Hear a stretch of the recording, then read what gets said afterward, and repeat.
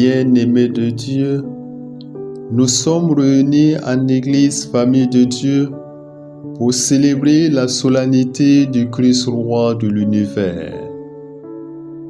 Cette fête constitue le résumé de notre foi puisqu'elle célèbre, selon les mots du Credo, le Christ Jésus exalté dans la gloire sans fin, d'où il viendra juger les vivants et les morts.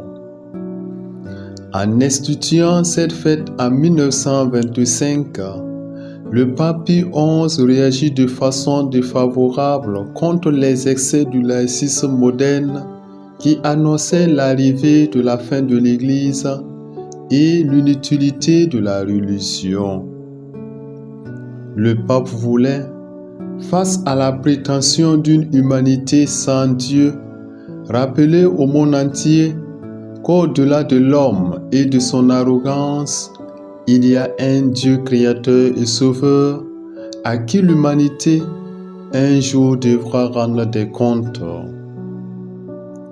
Comment reconnaître la royauté de Jésus? Jésus est un roi d'amour, l'alpha et l'oméga, le premier et le dernier, le commencement et la fin. Après la naissance du roi de l'univers, Jésus est poursuivi par Hérode. Il s'enfuit en Égypte pour échapper aux soldats du roi, car Hérode, tremblant de perdre son pouvoir, voulait le faire mourir. Ce roi qui vient de naître n'est pas venu sur la terre pour attaquer et vaincre les rois de ce monde, mais pour donner sa vie et les gagner ainsi à son service. Quel est le désir de Jésus enfant? Il s'agit de nous subjuguer, non par les armes, mais par l'amour. Il ne veut pas nous donner la mort, il veut au contraire mourir pour nous et faire servir sa mort à notre salut. La royauté du Christ est la réalisation du règne de Dieu dans la vie du peuple de Dieu. Cela se construit dans l'espérance, sous le souffle de l'Esprit, à travers les gestes posés au nom de notre foi. Jésus est un roi d'amour.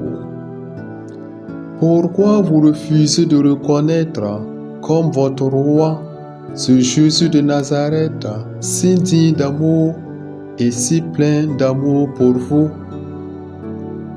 Comment nous vivons notre mission de baptiser en tant que roi? Au service, à l'école, à la maison et dans nos milieux de vie, comment nous exerçons la royauté du Christ? La royauté du Christ est une mission de service et de charité totale au prochain et à Dieu. Le roi, c'est celui qui marche à la tête de son peuple, de sa famille, de son service et de son groupe social. Le monde veut un roi qui lui ouvre le chemin de la gloire et de la victoire. Sur le Golgotha, le bon larron, lui, savait que la gloire de la terre n'était plus pour lui. Le chemin du succès et de la réussite lui était définitivement fermé. Mais, en voyant Jésus, il comprend qu'il reste un autre chemin, une ultime porte, une dernière destination, le bonheur du ciel. Et il comprend que ce Jésus de Nazareth, crucifié à ses côtés, est le seul roi qui puisse lui ouvrir ce chemin. Jésus accueille son offrande sans jugement et lui donne le paradis. Quand nous traversons les épreuves de la vie, le deuil, la séparation, la maladie et les coups de la vie, Jésus, roi d'amour, nous exhorte à croire qu'il est là avec nous dans notre peine. Il veut un nouveau départ qui efface tous les malheurs du règne précédent. C'est le commencement d'un nouvel âge dans lequel tous les rêves sont permis. Accepterions-nous Jésus comme notre unique sauveur et espérance? La vie humaine est un chemin d'espérance vers le royaume de Dieu et le bonheur éternel. Cela est un voyage sur la mer de l'histoire au cours duquel nous pouvons scruter les astres qui nous indiquent la route de la vie et la lumière de Dieu. Nous sommes invités à être des lumières d'espérance par le témoignage authentique de l'Évangile.